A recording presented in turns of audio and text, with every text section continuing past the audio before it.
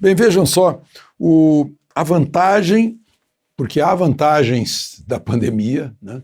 A gente está aprendendo a não perder tempo, a economizar em transporte, a fazer as coisas com mais rapidez, a fazer mais coisas, né? Hoje, por exemplo, o Brasil participou, o pessoal do Ministério da Economia, de uma reunião da OCDE, a Organização para a Cooperação e Desenvolvimento Econômico, que é em Paris, mas sem precisar ir a Paris, sem pagar passagem para Paris, sem pagar hotel para Paris. Claro que é o contribuinte que paga, né? E não perderam tempo. Fizeram uma reunião hoje defendendo os pontos de vista do Brasil na infraestrutura, né? O Brasil está muito ruim em infraestrutura, né? 5% apenas do orçamento, aí despencou nos últimos governos, foi para 2%, né? Sobra isso aqui para investir, né? E aí a gente se pergunta, né, e o programa da privatização? O ministro Paulo Guedes outro dia reclamou que ele está atrasado. Se o ministro está com pressa, está atrasado, mas tem coisas que são necessárias, né? Vejam, por exemplo, passou todo um engodo aí, privatizações, mas quem comprava? O BNDES, fundos de pensão de estatais. Que privatização é essa? Né? Simplesmente passa de um órgão estatal para o outro, né? Então isso tem que ser corrigido, né? Tem aí um imobilizado imenso em certos fundos de previdência de empresas estatais, né? BNDES tem ações da Klabin, por quê? Né? BNDES não... Pandespar, né? Controle. Para quê? Né? Esse fundo de garantia, o fundo de investimento, fundo de garantia, a gente sabe, estava em mão de quem, né? Do Eduardo Cunha, que está na cadeia, tem muita gente que se meteu nisso que está na cadeia agora. Então tem que ter muito cuidado com as privatizações, algumas estão andando aí, dos Correios, por exemplo, está andando. Tem liquidação também de empresa, Docas do Maranhão, empresa lá de Minas Gerais, em liquidação também, as subsidiárias da Petrobras, né?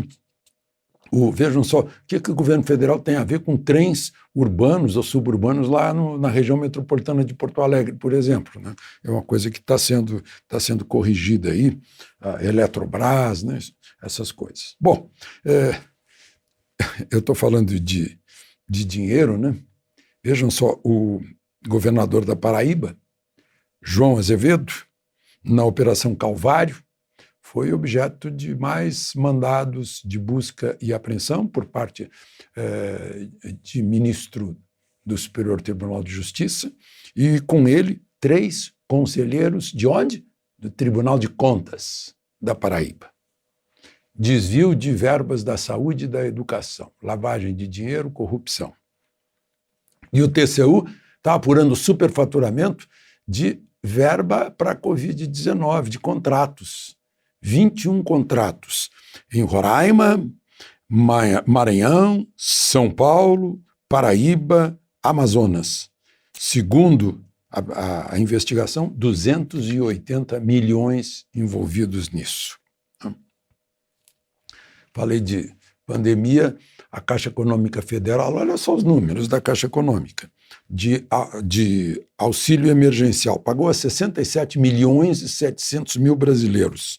Foram cadastrados e pagos, mas aí dentro, né, desses 67 milhões, 38 milhões de invisíveis, né? Aqueles que não existiam para a economia, para a carteira de trabalho, para a folha de pagamento, né? Aqueles que estão ganhando a vida no dia a dia. Foram 231 bilhões, com base numa lei, né, desse ano, a lei da emergência, do dia 2 de abril deste ano. A Caixa Econômica chegou a trabalhar em sábado, abriu agências no sábado, né, os funcionários todos trabalhando. Só para a região sudeste, que foi a maior, foram 72 bilhões. Para o Nordeste, 67 bilhões. Eu gostaria de lembrar para vocês, eu falei da pesquisa da agência MDA para a Confederação Nacional dos Transportes, né? E mostrei para vocês que 1/3 dos brasileiros não sabe se é centro, se é direita, se é esquerda, né? Outro terço sabe que é direita, né? A maior parte, 90% deles, direita, e o restante centro-direita, né? Dá um total de 32%, igual aos 32% que não sabem de que lado estariam, né?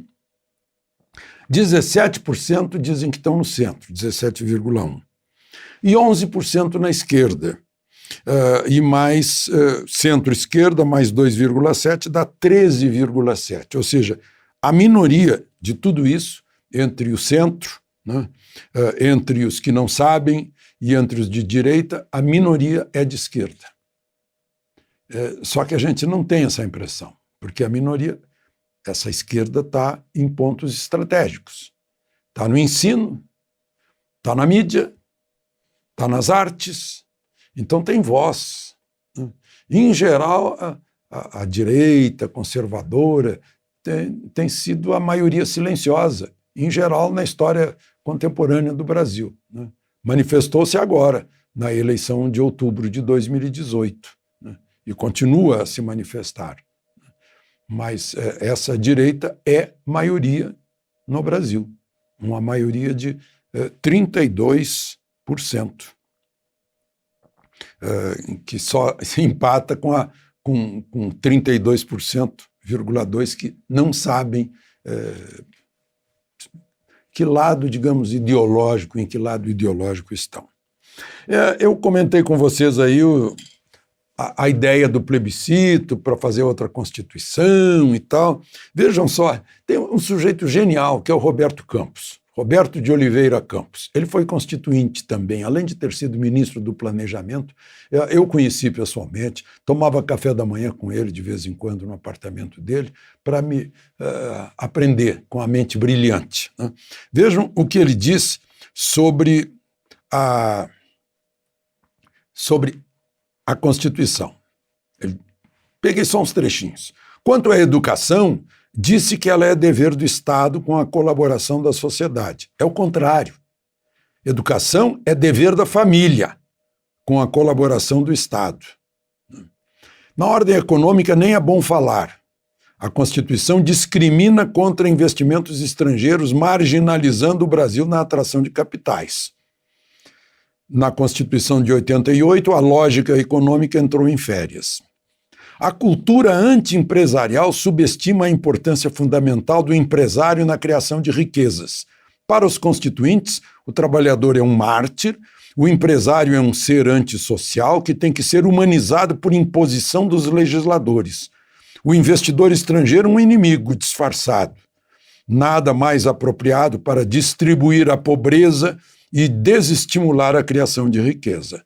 A Constituição promete solução indolor para a pobreza. É difícil exagerar os malefícios desse misto de regulamentação trabalhista e dicionário de utopias em que se transformou nossa Magna Carta. Na Constituição, promete-nos uma seguridade social sueca, com recursos moçambicanos. Esse país ideal é aquele onde é mais fácil divorciar-se de uma mulher do que despedir um empregado. É uma análise quase jocosa, bem-humorada e realista do que deu a nossa Constituição, que ele ajudou a fazer, né? Ele foi constituinte, não conseguiu ser maioria para evitar isso, né? Mas foi um crítico mordaz. De Brasília, Alexandre Garcia.